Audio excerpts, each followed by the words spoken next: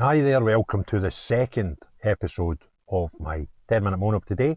And the topic of this one is yet another incident in Scotland with a machete with an unnamed accomplice. This story happened on Saturday, but very few people have heard about it because there's not much coverage. But the Sun, Scottish edition only, goes with the headline, "Suspect nicked, cops swoop on Scots housing estate after man spotted carrying a machete." A man has been arrested after allegedly being spotted carrying a machete during a disturbance at a Scots property. Cops raced to the scene on Saturday afternoon as the alarm was raised at around 2 p.m. And a lot of you may have seen the video on social media where a man, not just hanging out a window of a one-up flat, both feet out, whole body out the window, standing on a window ledge, waving a machete above his head and shouting stuff. Officers locked down the area around the flats for several hours with multiple vans and cars blocking access points. Pictures from the scene show a man hanging from a window from the first floor of the block of flats. He was allegedly carrying a long knife that resembled a machete. Well, I've seen the video and I don't think there's much you can say allegedly about that, but I suppose you need to say that to keep everything above board. He's spotted trying to step out onto the window ledge as police surround the area. Police said a 32-year-old man was arrested in connection with the alleged incident in Smithfield Gardens in Aberdeen. He was charged and with allegedly causing a disturbance at the property in Northfield area of the city. He's due to appear in Aberdeen Sheriff Court on Monday. Well, that's weird because sometimes when nobody's charged, they might not give too much away, but when somebody's charged, they normally at that point are at liberty to release like names and stuff. But not this time. All we know is it's a 34-year-old man. We have no further description. Some of you might have seen the video on social media and came to decide what nationality or persuasion the man was. That's down to you. Because the police ain't telling us anything other than it's a 33-year-old man. We've seen a lot of this now, haven't we? A Police Scotland spokesperson said around 2 p.m. on Saturday, the 24th of August 2024, we were called to report a man causing a disturbance at a property in Smithfield Gardens in Aberdeen. Officers attended and a 33-year-old man was arrested and charged in connection and is due to appear in Aberdeen Sheriff Court on Monday, 26th of August 2024. And that is it. Nothing else. No name, no description, and we've even blurred out the photographs that the media are putting about. Now, I have seen suggestion and entirely unconfirmed suggestions that this area in Aberdeen are brand new social housing, which seems to be accurate when you look at the pictures provided by the media. And some are claiming that these not went to social housing at all and may be, as the rumour goes, allegedly used for asylum seekers, but this is not confirmed at this point. There is something very odd happening around Scotland, which is factual. It's not alleged, it's an actual fact. A lot of the hotels that were used to house asylum seekers, which were predominantly men of sort of fighting age, seem to be empty now of the asylum seekers. Now, there must be hundreds in these larger hotels that are used to house asylum seekers. So where are they going?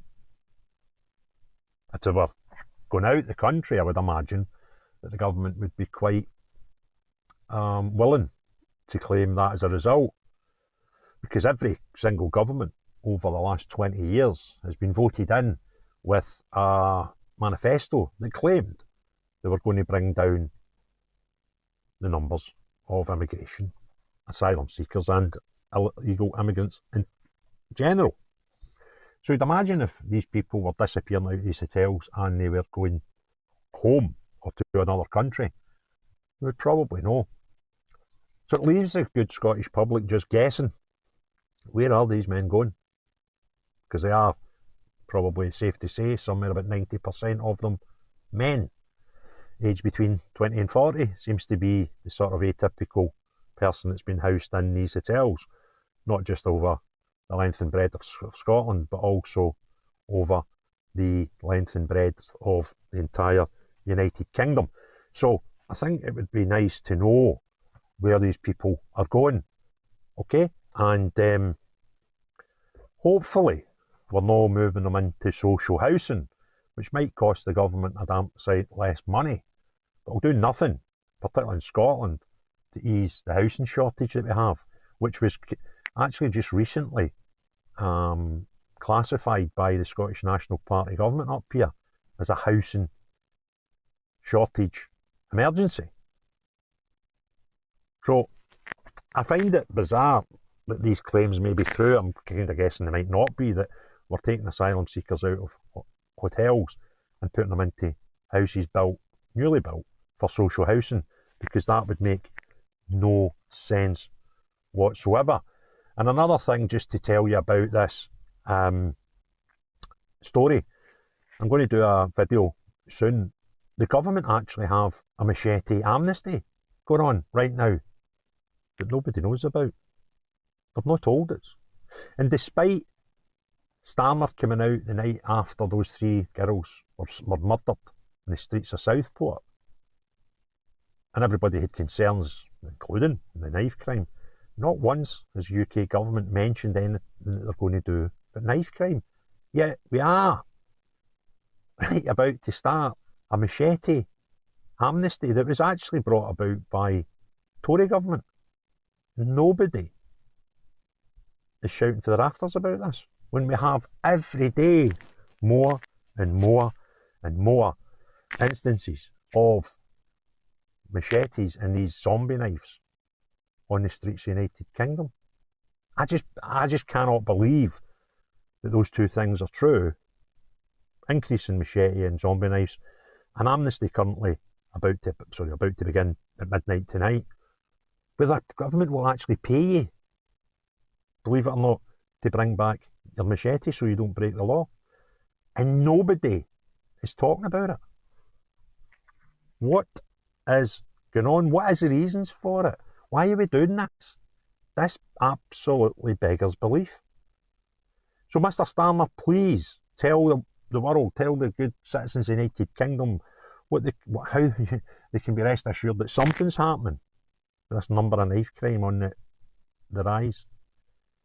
The media don't want to cover most of it, which is bizarre, and the police and the media don't want to describe most of the people that are arrested and charged for machete crimes. But do something, please, because it's getting ridiculous.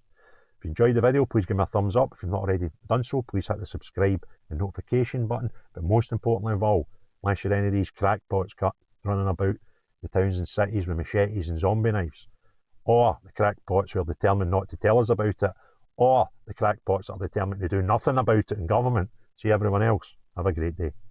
Cheery bye now.